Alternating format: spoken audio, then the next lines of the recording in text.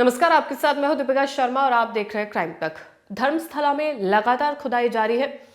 SIT का गठन किया गया है, जिसके बाद से कई साइट्स बनाई गई हैं और कल साइट नंबर 11 में खुदाई की गई थी, जहां से एसआईटी को बड़ी कामयाबी भी मिली है। कामयाबी इस तरीके से मिली है क्योंकि वहां से इंसानी हड्डियों के अवशेष बरामद किए गए हैं। लगातार उस सफाई कर्मचारी की निशानदेही पर वो जगह खोदी जा रही है जहां जहां उसे याद है कि उसने अपने हाथों से लाशों को दफन किया था। उसका ये कहना है कि करीब सैकड़ों ऐसी लाशें हैं जो उसने दफनाई है। हालांकि कई साल इस बात को बीत चुके हैं, तो ये जरूरी नहीं है कि उसी स्पॉट पर वो लाश मिले जहां पर उसने दफनाई है, उसी स्पॉट पर वो हड्डियां मिले, उसके आसपास भी हो सकती है। जाहिर सी बात है, सालों पुरानी बातें हैं। लेकिन एसआईटी को कल ये जो बड़ी कामयाबी मिली है, उसके बाद से आज भी जो बड़ा अपडेट है वो ये है कि साइट नंबर 11 में ही फिर से खुदाई जारी की गई है।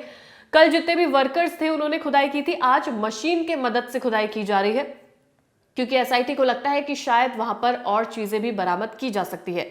कल जो बरामद किया गया था वो कुछ इंसानी हड्डियों के अवशेष वहां से बरामद किए गए थे। इसके अलावा एक लाल साड़ी भी बरामद की गई थी, जिन्हें फॉरेंसिक डिपार्टमेंट ने जांच के लिए भी भेजा है। अब ये जो सफाई कर्मचारी है, इसने कल एसआईटी से गुजारिश की थी। पहली बार उसने गुजारिश की, उसने कहा कि जितने भी उसने स्पॉट्स बताए हैं, यानी कि टोटल 13 ऐसे स्पॉट्स सफाई कर्मचारी की तरफ से बताए गए हैं जिसमें उसका मानना है कि उसने खुद अपने हाथों से लाशों को दफनाया है और वहां से हड्डियां बरामद हो सकती है।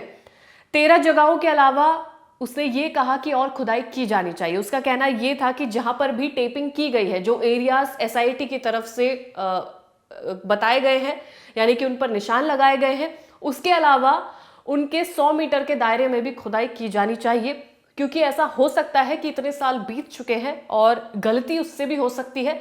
तो जो स्पॉट बनाए गए हैं उनके अलावा भी 100 मीटर के दायरे में खुदाई की जाए। हो सकता है वहां से भी कुछ इंसानी हड्डियों के अवशेष बरामद हो सकते हैं।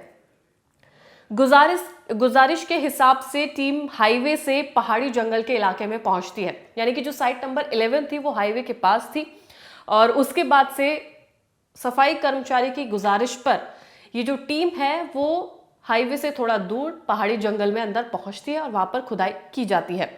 साइट नंबर 11 से 100 मीटर दूर टीम को कामयाबी मिलती है। कामयाबी ये मिलती है क्योंकि खुदाई के दौरान गड्ढे से फटी हुई एक लाल रंग की साड़ी मिलती है। इंसानी कंकाल के कुछ अवशेष यानी कि हड्डियां वहां से बरामद होती है, यानी कि इतने दिन से जिस चीज को ढूंढा जा रहा था वो वहां से बरामद की जाती है।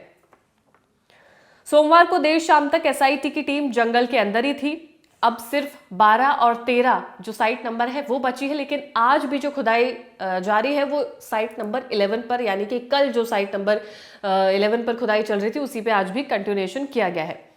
एसआईटी के गठन के बाद कई ऐसे गवाह हैं जो लगातार सामने आ रहे हैं और उन गवाहों में से एक नाम है जयंत टी। उनका ये कहना है कि करीब 13 से 15 साल की एक लड़की को भी दफनाया गया था। वो खुद कैमरे पर सामने आया। जब से एसआईटी का गठन हुआ है तब से लगातार केस में कहीं ना कहीं अपडेट सामने आ रहे हैं। इससे पहले लोग डर रहे थे कि वो कैसे मुंह खोल पाएंगे, कैसे बता पाएंगे, कैसे जानकारी दे पाएंगे, लेकिन जब से सफाई कर्मचारी सामने आया है, हालांकि उसकी आइडेंटिटी को छुपाया गया है, उसने अपने परिवार के लिए और अपने लिए भी सुरक्षा मांगी है जब वो कोर्ट में स्टेटमेंट देने गया था, इसीलिए उसका चेहरा ढका भी हुआ है, इसीलिए उसका नाम भी नहीं उजागर किया जा रहा है। लेकिन ये जो गवाह है, जो नया गवाह है, उनका ये कहना है कि 13 से 15 साल की एक लड़की को भी दफनाया गया था और उसका ये कहना है कि वो चाहे तो एसआईटी को वो जगह बता सकता है जहां पर उसको दफनाया गया था। इसके अलावा जब कोर्ट में सफाई कर्मचारी स्टेटमेंट देने के लिए गया था तो उसका कहना था कि उसने कई ऐसी लाशें दफनाई हैं और अब वो अपराध बोध के चलते ये इस भावना से वो पीड़ित है, यानी कि वो गिल्टी महसूस करता है, इसलिए वो बताना चाहता है कि कहां कहां पर लाशें दफनाई गई हैं। खुद की और परिवार की सुरक्षा को लेकर यानी कि कोर्ट से उसने गुजारिश की कि उसे सुरक्षा मुहैया की जाए, परिवार को सुरक्षा दी जाए। उसके बाद से वो बताएगा कि कहां कहां पर उसने शवों को दफनाया था। 29 जुलाई को धर्मस्थला में पहली बार खुदाई शुरू होती है। 1995 से लेकर 2014 के बीच में सफाई कर्मचारी ने सैकड़ों लाशें दफनाने का दावा किया है। एसआईटी ने पहली 13 जगहों को आइडेंटिफाई किया है, जिनमें से 11वीं साइट पर खुदाई आज भी चल रही है। 12 और 13 साइट अभी भी बाकी है। 13 जो साइट है उसमें मानना यह है कि उसमें सबसे ज्यादा लाशें दफनाई गई थी। 29 जुलाई को 15 फीट गहरा गड्ढा खोदने के बावजूद कोई भी लाश या कोई भी कंकाल या इंसानी हड्डियां बरामद नहीं हुई थी। दूसरे दिन खुदाई होती है 30 जुलाई को। साइट नंबर 2, 3, 4 और 5 की खुदाई का काम शुरू किया जाता है। 12 से लेकर 15 फीट तक गहरे गड्ढे खोदे जाते हैं, लेकिन दूसरे दिन भी एसआईटी को नाकामी मिलती है। 31 जुलाई को तीसरा दिन होता है खुदाई का। साइट नंबर 6 से अचानक कंकाल के कुछ अवशेष एसआईटी को मिलते हैं, यानी कि जो पहली कामयाबी है वो 31 जुलाई को एसआईटी को मिलती है। इंसानी हड्डियां एसआईटी को नजर आती है। फॉरेंसिक टीम पूरी हिफाजत के साथ उन हड्डियों को गड्ढे से बाहर निकालती है और अपने साथ जांच के लिए उन्हें भेज देती है। यानी कि 31 जुलाई को एसआईटी को कामयाबी मिली थी, जहां से इंसानी हड्डियां बरामद की गई थी साइट नंबर 6 से। और अब एसआईटी को कामयाबी मिली है कल जब खुदाई की गई है साइट नंबर 11 से। इसके बाद जो सबसे बड़ा फोकस है वो साइट नंबर 13 पर है। 13वीं साइट पे माना जा रहा है कि सबसे ज्यादा लाशें सफाई कर्मचारी ने दफनाई है, ऐसा उसने दावा किया है। हालांकि उसका यह भी कहना है कि वो अपराध बोध के चलते उस भावना से पीड़ित था, जिस वजह से उसने ये तय किया कि अब वो पुलिस को इन सब तमाम चीजों के बारे में बताएगा। कोर्ट के सामने उसने स्टेटमेंट जारी की, अपने लिए उसने सुरक्षा भी मांगी, जिसके चलते उसकी आइडेंटिटी को छुपाया गया है।